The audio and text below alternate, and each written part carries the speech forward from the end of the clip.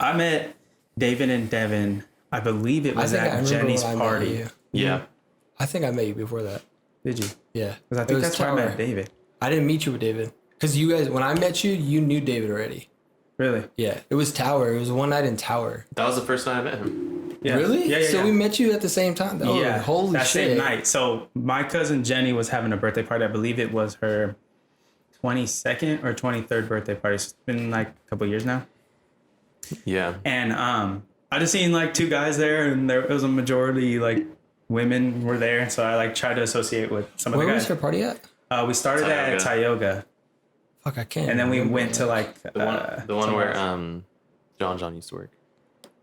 Hey, Hey, In Tower, that like bar, like we were there. Nadine was there. Nadine was there with her ex, and yeah,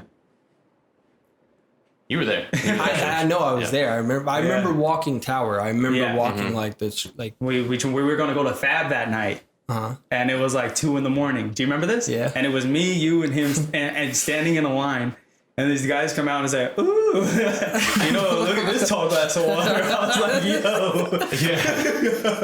"Yo, I'm not homophobic, but like, keep that shit." Jay was not having it that night. And he looked straight at me, bro, and he was like, "You know what a nice jacket and a good smile gets you around here?" And I was like, "No way, I'm flattered, but no, thank you."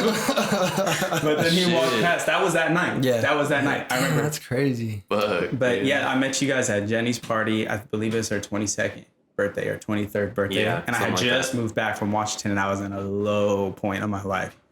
Super low. And it's crazy because we were just talking about the intricacies of life and like how you guys are working somewhere together, right? And she invites you to a party, and that was years ago, And now years later, here we are doing a podcast, reading books together, and like genuine integral parts of each other's life. I would say for you guys, at least for me, like that's something I would, Likewise. I couldn't imagine this chapter of my life without you guys. So it's like, it's crazy to think about that. It's like that night I would have never thought, it was just extremely wild. And, I'm grateful to God that it happened.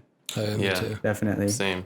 If I could share one memory besides that one, that's a really good one.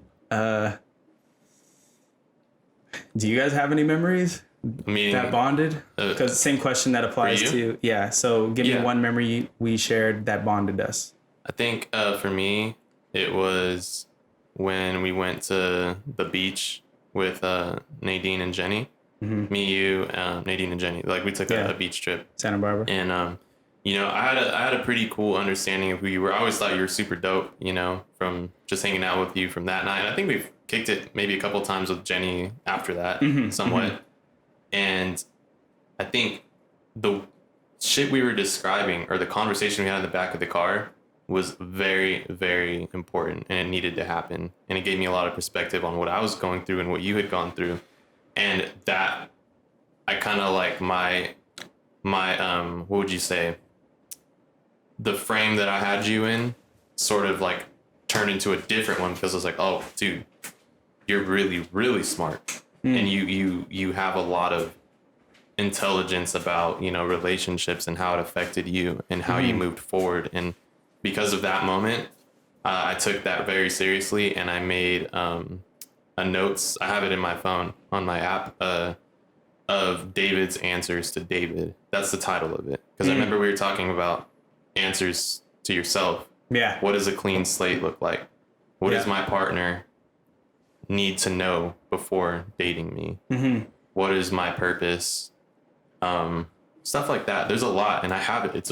And sometimes I read it and I look back on it, and it's like it's like looking back in time, because I'm looking at what old David was answering, and it's really cool because I looked at it. I hate that shit. I delete all that stuff. Like I don't want to remind myself. I was like, it's no longer me, and I don't want to see that reflection anymore. Like I'm me now in the present. If you don't like what you see, of course. Even then, I don't know. I liked what I saw because it was still relevant. I think I made some answers for myself that I was like wanting to do better for myself. And when I reread them months and months later, all of them sort of were still in tune with me, and it's not like a lot had changed. I definitely grew, but I was like, this is cool. Like I'm still on my path that I'm doing. I made a bunch of pledges to myself and I fulfilled them. Nice. So I was like, yes, I'm on my right path. Hell yeah. Yeah, I can really, because I think the first time we really hung out was cash flow. Like that first night was like, At his house? still really didn't even know each other. You know what I mean? We would. Was that your house? That's when I met you guys. That's when I met But you. Before you guys have yeah. played cash flow before Before because that. you invited me to like at your house.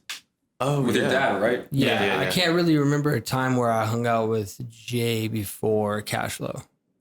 Yeah. Like we might have like, nah. I don't even think. And for those listening, Cash Flow is a board game by Robert Kiyosaki, Yeah. the author Shout out of to Rich Gil. Dad Poor Dad. Great book. It's a good intro to like if you want to better yourself in the long term for life. Yeah. Yeah. Truly recommend to read that. Pick it up. And $6. jumping off of that, how I met you two was when he told me you guys were playing Cash Flow. I was so excited because I had like read Rich Dad Poor Dad and I had wanted to play the game, but the game's expensive. It's like Yeah, $80. it's like $80. And I was like, who am I gonna play with? Like by myself, you know? And you're like, yeah, I don't know, like I'm not really gonna go out, but like my friends are playing this game, it's called Cash Flow. And I was like, dude, say less. Like, I'm there. So it was pretty cool. Hell yeah. Yeah. Good introduction to you guys. What were you gonna say is your moment or whatever? And then we'll jump into that. So I want to talk about that. I think I'm gonna stick with that story in front of Fab because it didn't really bond us, but it's a funny moment that I look back on and I'm like, dude, like that was like the origin story, you know? Yeah. Like we're standing there, all three of us in a line, and these gay guys come up to us and they're like, hey, what's up? You know what I'm saying? I was like, hey, you know, three handsome dudes. You know, I can't be mad at it. I'm flattered. You know what I mean? I love that shit. amazing. Yeah, I was flattered, and you know, shout out to you guys if you're watching about it. But hey, hope you're living a good life. So yeah, that's the one I would mention just because it was like pure comedy. You know what I just remembered too? The first time I communicated with you was on Twitch on Jenny's streams. Yeah. I would just roast the fuck out of this dude Yeah. every day. Yeah, I remember And that. I used to call I him remember King that. because his thing was King JCRR. something on Twitch. And I Everywhere. would just be, because I would support Jenny. She would stream her video games. And I would just like roast the fuck out of her and my friend Sonny. And then this dude was on and he was talking shit too. And I'm like, oh, you old fucking big forehead ass, monkey ass, head ass, just fucking going in on him. And then we would do that consistently. And then the first night I met him was at Jenny's birthday. And I was like, oh, you're fucking King, huh? You're the dude fucking roasting me on Jenny's Twitches, dude. Y'all funny. And it was hella funny, dude. Hell yeah.